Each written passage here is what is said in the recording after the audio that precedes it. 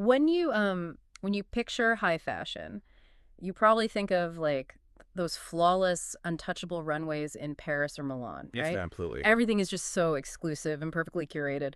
But if you actually look behind the curtain right now, that whole world is kind of scrambling. So welcome to this custom deep dive. Today we're going to unpack the article we are discussing, which shows the fashion industry bracing for a really brutal Yeah, 2026. they really are. And their only life raft seems to be this incredibly weird mashup of artificial intelligence and, independent creators. Right. I mean, the data in the article really paints a stark picture.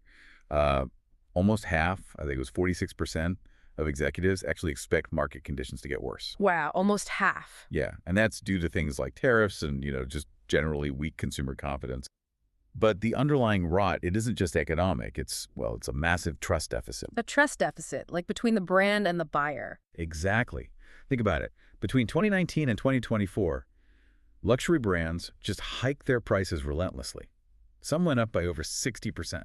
60%. That is wild. Right. And they did this mostly because they desperately wanted to distance themselves from those ultra cheap, mass market competitors like Shein and Temu. But I mean, they didn't actually upgrade the craftsmanship or the creativity to justify charging you more, did they? No, not at all. It's basically like paying for a premium first class ticket, but then you get shoved into an economy seat with the exact same meal you had before. That is a perfect way to put it. So if consumers are just exhausted by that and the core value of luxury is breaking down, where is the talent going? They have to be jumping ship to find where the audience actually is. Yeah, they are. It's actually being called a great migration. Yeah. You have established luxury designers leaving traditional European houses and embedding themselves into fast fashion ecosystems over in Asia. Wait, really? Yeah. To fast fashion? Yeah, imagine a master tailor who, used to craft bespoke suits in Milan, and now they're designing for a hyper-fast app. That is such a weird pivot. It is, but it gives those affordable brands a quick hit of aesthetic legitimacy. Even if throwing a luxury designer at a mass market supply chain doesn't just magically elevate consumer taste overnight. Right. Which I guess brings us to how you and I are actually shopping now. Because if trust in those old brand narratives is broken, we aren't just like flipping through Vogue or relying on Google to find a jacket anymore. No, the behavior is completely changing. Right. We're turning to AI assistants. Ah. And the article we are discussing highlights this wild shift, saying AI chatbot responses are becoming the new SEO. Exactly. People are having actual nuanced conversations with large language models to, resolve their doubts and build their wardrobes before they even think about clicking buy. But hold on, let me push back on that for a second. AI is fundamentally just a math engine, right? It predicts the next word in a sentence. Automatically. Yeah. But fashion is completely subjective. It's emotional, it's cultural. How does a chatbot understand something as, elusive as taste? Well, the tech world is definitely recognizing that it has to learn. Greg Brockman, a major AI researcher, he actually posted recently that taste is a new core skill. Interesting. Yeah. So here's how it works under the hood. These large language models, they act as massive interpreters.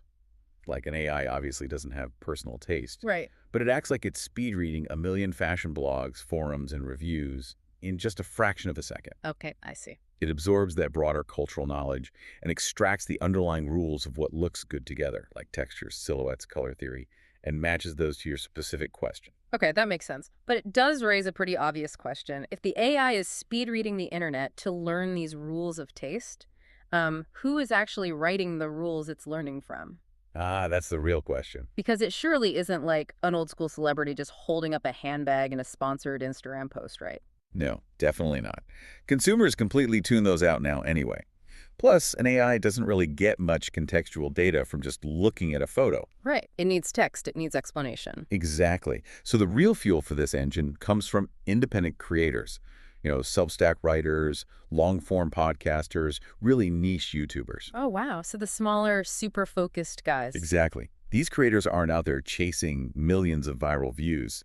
Their entire value is built on deep discernment. They trade on expertise. They're the ones doing all the heavy lifting for the AI. Pretty much. Yeah. They'll write a highly detailed, 5,000-word essay on the history of Italian tailoring. And then the AI absorbs that rich context, synthesizes the logic, and uses it to advise the consumer. So they are essentially training it. Yeah, the article actually calls these creators the new research layer of the AI-mediated economy. That is fascinating. So if you're a brand, your strategy has to completely flip. Like instead of shouting with these loud, insanely expensive ad campaigns, your new job is basically just to be the strongest follow-up answer to the authentic conversations these creators are already having. Bingo. The brands that survive this 2026 slowdown, they won't be the loudest ones. They'll just be the ones that the AI determines are the most relevant to those deep dive essays. Wow. So the next time you open up an AI assistant and ask for like the styling recommendation for a wedding or a job interview, remember what you're actually getting. Yeah, you aren't just getting a robot's opinion. Right. You are receiving the synthesized knowledge of all these independent, passionate creators who spent hours obsessing over the perfect hemline. The AI is really just the messenger. Yeah, just delivering that curated taste straight to your screen. Which leaves a really fascinating thread to pull on as we wrap up. We started by picturing that highly controlled, exclusive fashion runway. But if AI is currently relying on independent writers to define what is tasteful today, how long will it be before an algorithm stops just summarizing human taste and actually starts inventing the next global fashion trend entirely on its own? Will the runways of the future be coded rather than curated? Just something to chew on the next time you ask a chatbot what to wear.